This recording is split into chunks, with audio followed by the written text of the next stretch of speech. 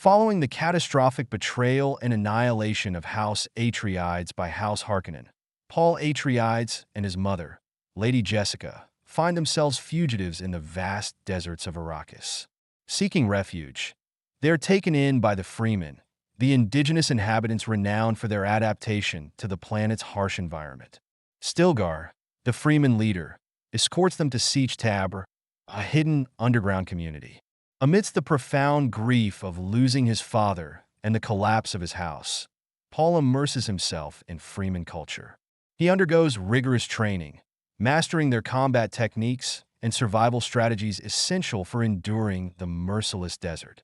His relationship with Chani, a skilled Fremen warrior, deepens, intertwining his fate with the destiny of the Fremen people.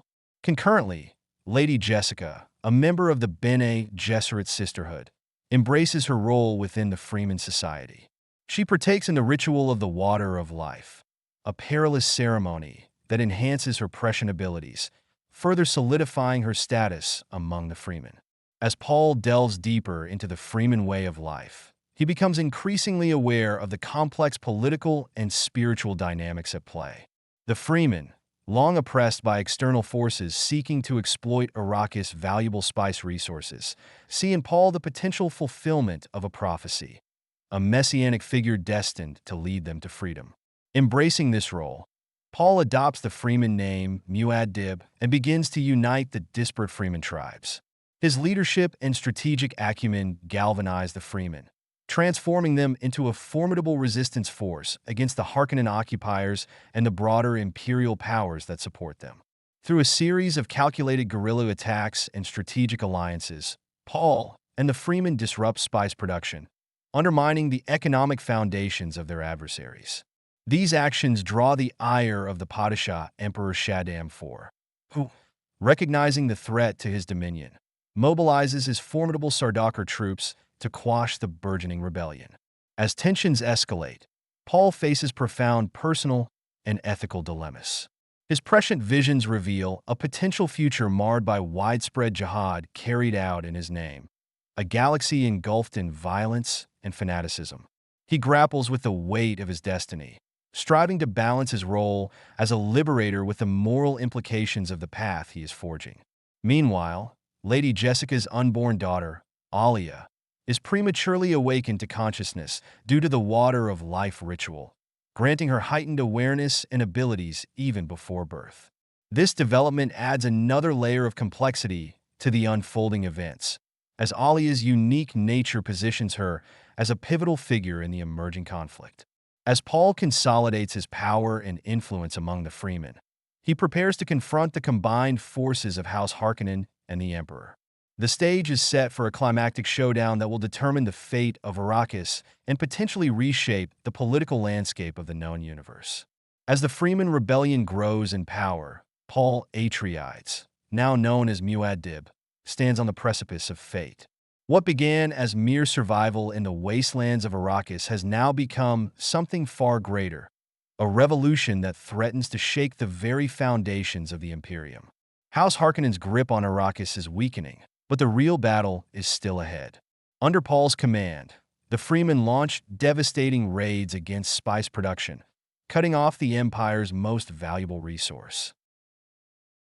Without spice, interstellar travel would collapse, and the galaxy would plunge into chaos. This forces the Emperor to act. He can no longer ignore what is happening on Arrakis. Meanwhile, in the heart of the Imperium, political maneuvering reaches new heights. Baron Vladimir Harkonnen, desperate to maintain control over Arrakis, places his faith in his ruthless nephew Phaedratha. A warrior bred for cruelty, Fate is meant to be the perfect heir, a charismatic yet monstrous leader who could command the Sardaukar, the Emperor's elite forces, and crush the Fremen uprising. But Paul has foreseen this conflict. His prescient dreams warn him of the bloodshed to come. He sees rivers of fire, war spreading across the stars in his name, and billions crying out as the universe is reshaped by his revolution. He fears that if he does not control his path, he will become a monster, a messiah of destruction rather than salvation. Despite these fears, he knows there is no turning back. The Emperor is coming to Arrakis, bringing with him the full force of the Imperial Sardaukar.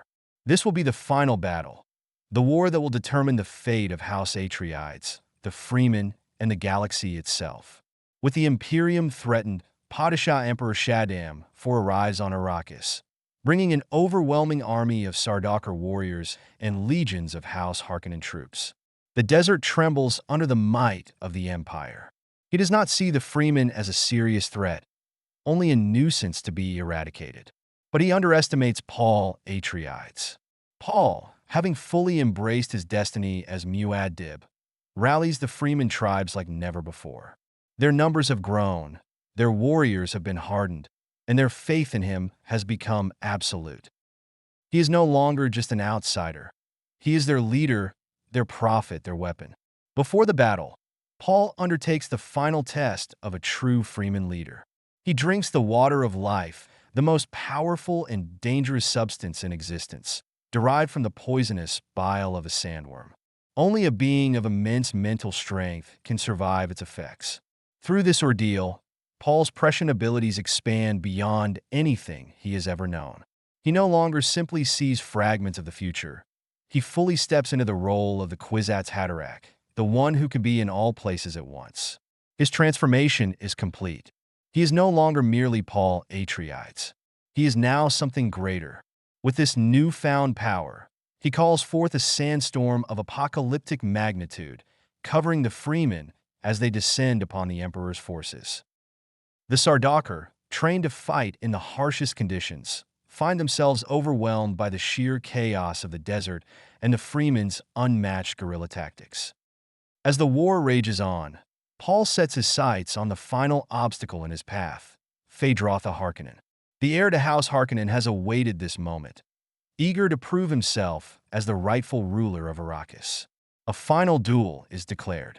Paul and Feyd face each other in single combat, a battle that will decide the fate of Arrakis. The fight is brutal, a clash of skill, speed, and willpower. Feyd fights with desperation, knowing that if he falls, House Harkonnen will crumble forever. But Paul is no longer simply fighting for vengeance. He is fighting for the future of Arrakis, for the Fremen, for the vision he has seen in his dreams. In a final, decisive strike, Paul kills Feyd-Rautha, bringing an end to the reign of House Harkonnen. With the Harkonnens destroyed and the Emperor's forces in disarray, Paul steps forward to claim his place as the ruler of Arrakis. With the battle won, Paul confronts the Emperor. Shaddam IV, once the most powerful man in the galaxy, now stands powerless before the young warrior he had once dismissed as a mere pawn. Paul does not kill the Emperor outright. He does not need to. The Imperium is his now. He issues a final ultimatum. The Emperor must abdicate his throne, or Arrakis will cut off the spice forever. With no other choice, Shaddam IV is forced to submit. To solidify his claim to the throne, Paul declares his intent to marry Princess Irulan, the Emperor's daughter. It is a political move, one that secures his place as ruler, though his heart remains with Chani, the Fremen woman he truly loves. He makes it clear to Irulan that this is not a marriage of love, but of necessity. The Imperium belongs to him now. As Paul stands victorious, he realizes that his greatest fear is coming true. He has won. He has overthrown the Emperor. He has avenged his father. He has liberated Arrakis. But at what cost? He sees the future spiraling beyond his control. A holy war in his name. Fremen legions sweeping across the galaxy, conquering worlds in his honor. The jihad he desperately wanted to prevent is already beginning. His followers chant his name with religious fervor. They see him not as a man, but as a god. He has become the Messiah they believed him to be. The realization is both triumphant and tragic. The throne is his, but the future is burning. Paul Atreides, once a mere nobleman's son, is now the most powerful ruler in the universe. But his journey is not over. His greatest battles are yet to come, not against emperors or armies, but against destiny itself. The war has only just begun. The legend of Muad'Dib has been written in blood and sand. And the galaxy will never be the same.